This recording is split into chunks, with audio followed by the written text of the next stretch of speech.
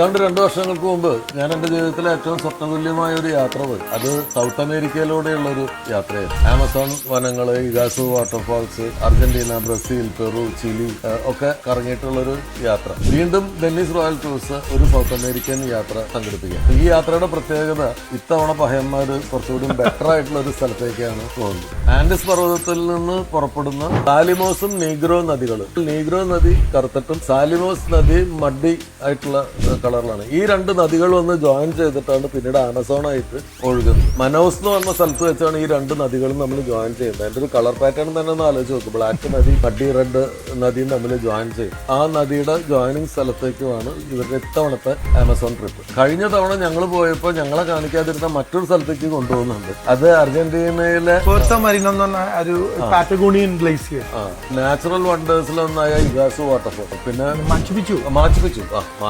ഞാൻ യാത്ര ചെയ്തതിൽ എനിക്ക് ഏറ്റവും ഇമോഷണലി ഞാൻ ഏറ്റവും അറ്റാച്ച്ഡ് ആയിട്ടുള്ള സ്ഥലമാണ്. മാച്ചുപിച്ചുവിലേക്കുള്ള ട്രെയിൻ യാത്ര തന്നെ അതിമനോഹരമാണ്. ഒരുവിധം സ്ഥലങ്ങളൊക്കെ കണ്ടിട്ടുണ്ട്. സൗത്ത് അമേരിക്ക മുഴുവനായിട്ട് കാണിക്കുന്ന, വളരെ വിശദമായി കാണിക്കുന്ന നമ്മുടെ ഒരു ഐക്കൺ ടൂറുകളിൽ പെട്ടൊരു ടൂറാണ്. അത് നമ്മൾ ഓൾറെഡി പോയി സെറ്റാക്കിയ പ്രോഗ്രാമാണ്. ആ യാത്രയാണ് നമ്മളിപ്പോൾ വീണ്ടും നവംബർ 4 നമ്മൾ ആരംഭിക്കുന്നത്. അതിൽ പങ്കാളിയാകാനുള്ള ഒരു വലിയൊരു അവസരമാണ്. ടിക്കറ്റുകൾ വേഗം ബുക്ക് ചെയ്യുക.